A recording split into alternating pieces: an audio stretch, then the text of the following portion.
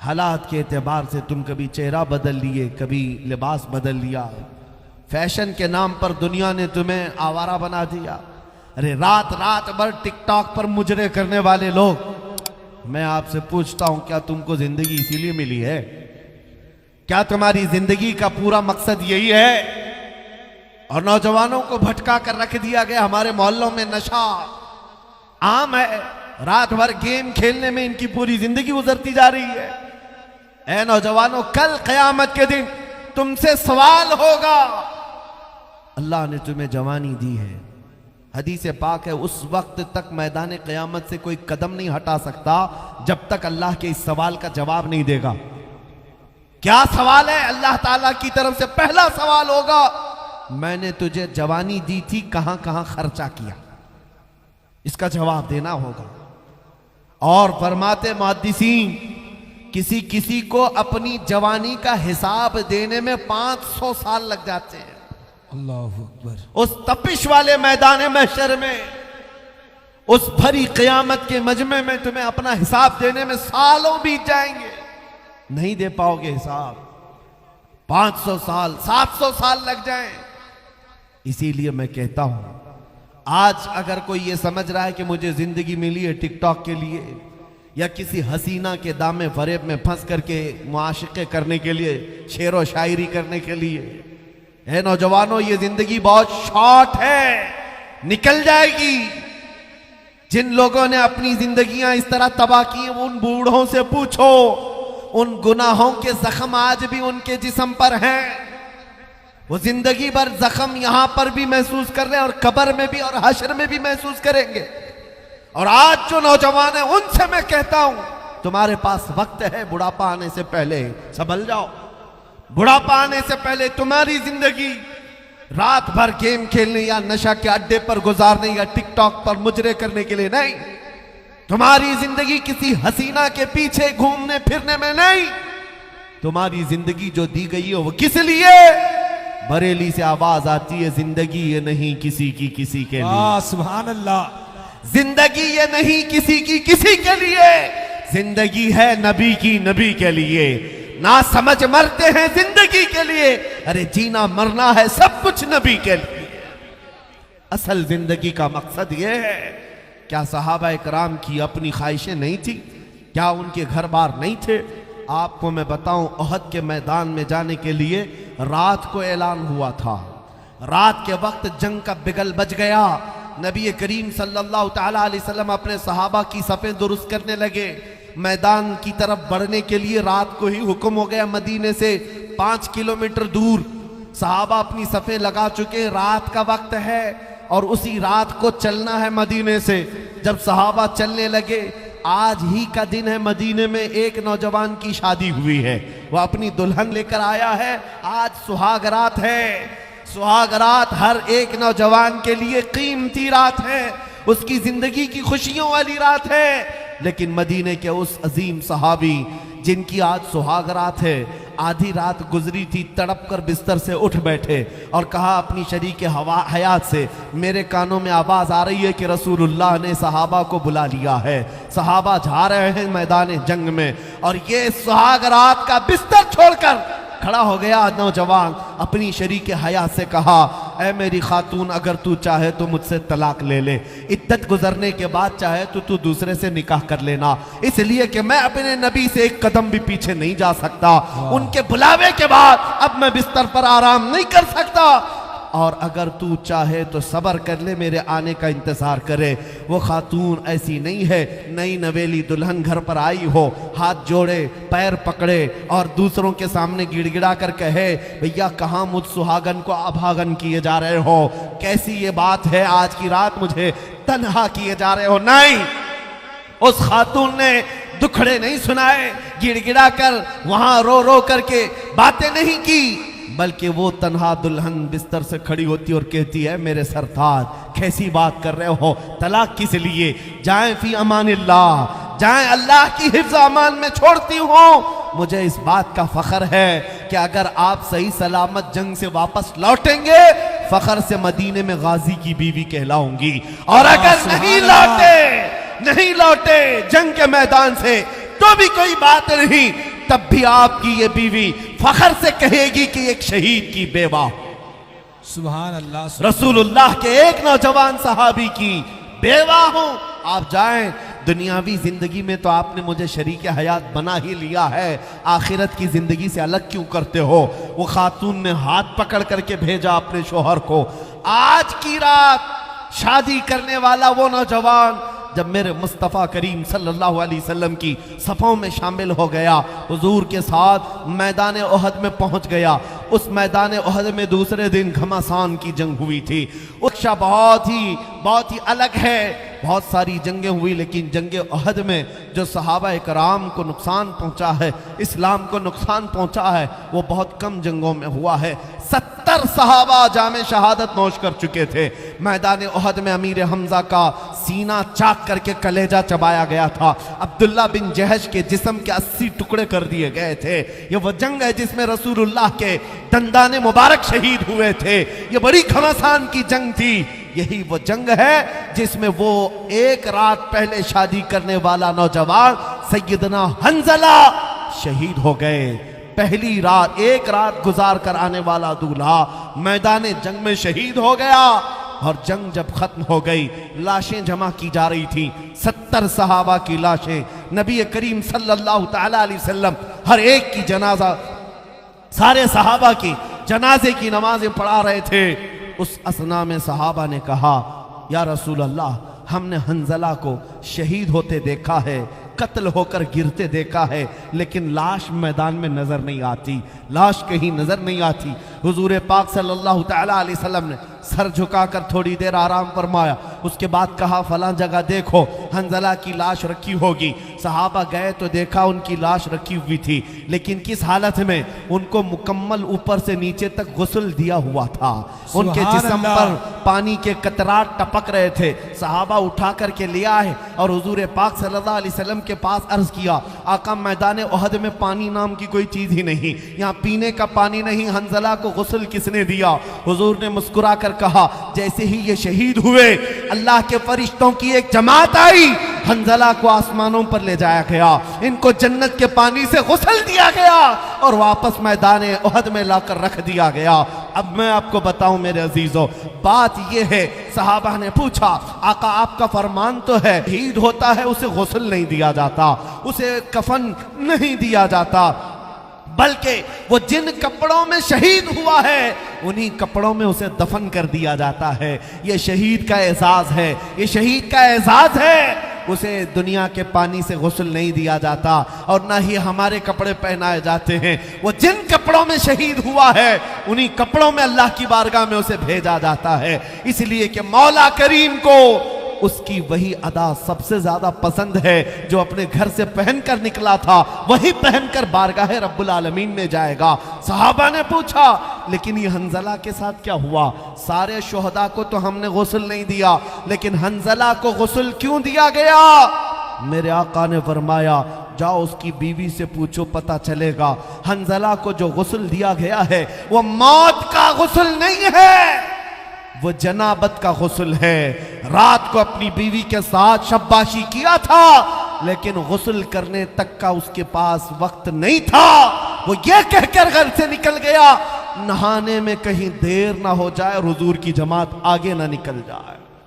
अल्लाह Jizan गिरामी वक़ार, ये वो सहाबा की जमातें थी जिन्होंने अपनी जवानियां मेरे नबी पर वार दी हैं, हुजूर पाक सल्लल्लाहु अलैहि वसल्लम के लिए कुर्बान किया है। एक काले रंग के हबशी सहाबी थे, हुजूर के पास आए, अब्दुल्ला अस्वद, कहा आका शादी की ख्वाहिश है, माल नहीं है, गरीबी है बहुत ज्यादा, या रसूल अल्लाह सल्लल्लाहु अलैहि वसल्लम मुझे किसी लड़की से शादी करने का मौका मिल जाए तो मैं भी घर बसा लूं। हुजूर पाक सल्लल्लाहु तआला अलैहि वसल्लम ने उनकी ख्वाहिश को देखते हुए मदीने की एक अंसार सहाबी की बेटी से उनकी सगाई तय फरमा दी। हुजूर का फरमान था, सहाबी ने अपनी बेटी देने पर रजामंदी जाहिर की। अब शादी का सामान लाना था। हुजूर पाक सल्लल्लाहु अलैहि वसल्लम ने चंद सहाबा के जरिए से उनकी मदद करवाई। अब्दुल्ला अस्वद को कहा गया, ले जा, ये शादी के कुछ सामान ले आ जा। शादी के लिए अपने घर बार में जो सामान लगता है वो खरीद कर लिया। ये अब्दुल्ला अस्वद मैदान में यानी बाजार में शादी का सामान खरीदने गए। दूल्हा आज कितने ताव से जाता है अपनी शेरवानी खरीदने, शादी हो रही है, बड़े ख्वाहिश हैं, लेकिन वह अब्दुल्ला अस्वद अपनी शादी का सामान खरीदने गए बाजार में।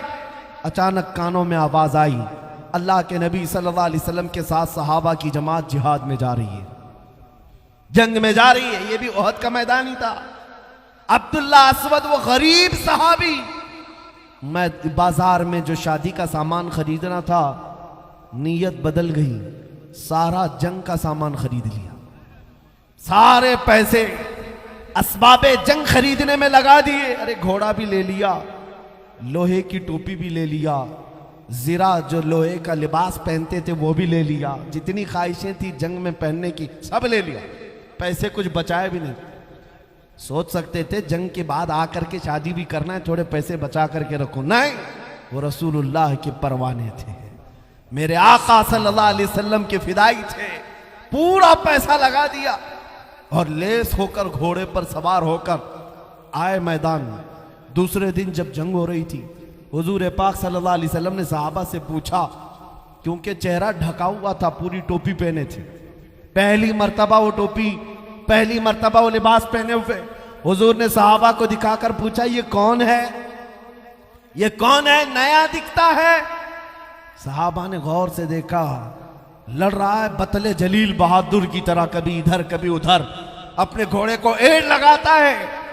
सहाबा ने कहा, या रसूल अल्लाह, ये हमारी जमात में से नहीं है, कोई बाहर से आया हुआ है, हम में से कोई इसको नहीं जानता। हुजूर मुस्कुराए और कहा, तुम नहीं पहचानते, वो मेरा अब्दुल्ला अस्वद है, मैं उसकी केनियों के रंग से पहचान रहा हूं, मैंने उसको शादी का सामान खरीदने के लिए पैसे दिए थे, लेकिन उसने सारे पैसों का सामान खरीद लिया।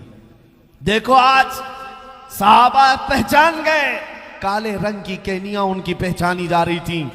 हुजूर पाक सल्लल्लाहु अलैहि वसल्लम उनको देखकर मुस्कुरा रहे थे। ये वह बतले जलील था जो शाम होने से पहले घोड़े से गिरा, काफिरों के नरगे में आया और शहीद हो गया। और जब जिस्म पाक मैदान में पड़ा हुआ था, शाम के वक्त रसूल पाक सल्लल्लाहु अलैहि वसल्लम मैदान में आए।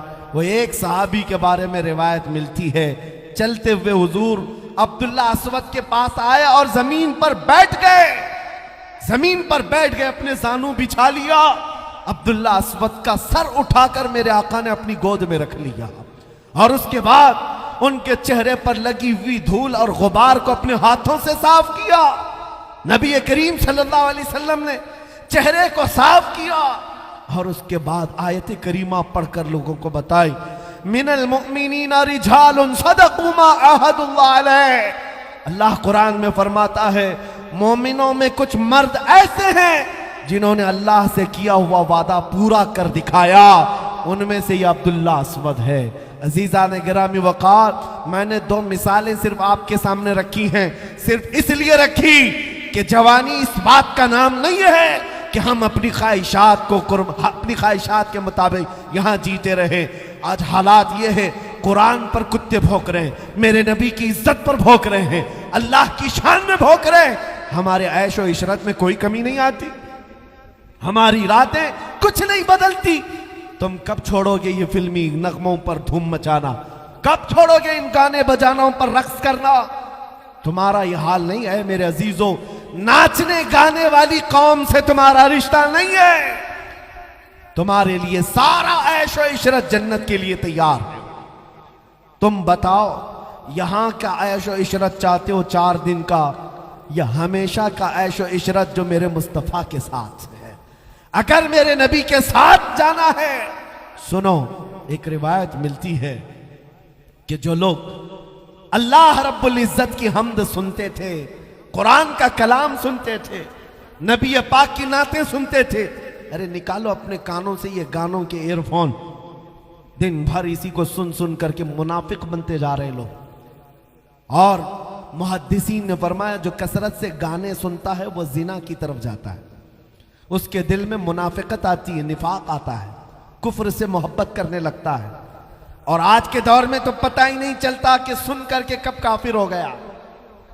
नगमों में ऐसी ऐसी बातें आ गई। ऐ नौजवानों, तुम्हारे कान जो दिए गए हैं, मुझे बताओ रसूलुल्लाह की नातें क्या तुम्हें अच्छी नहीं लगती? हुजूर पाक की तारीफ अच्छी नहीं लगती?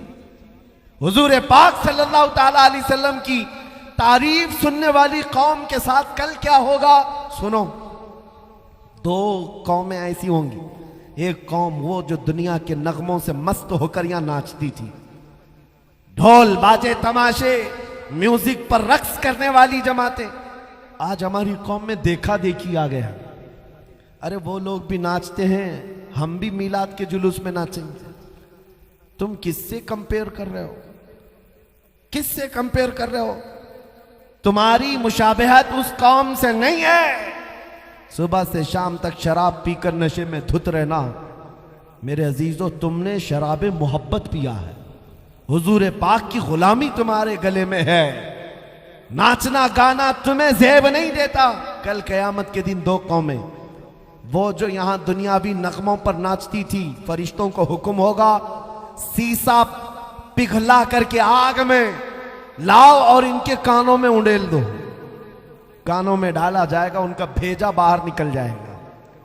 ये वो लोग। दूसरी वो कौम जो अपने नबी की मदहसराई पसंद करती थी, अल्लाह का कलाम सुनना चाहती थी।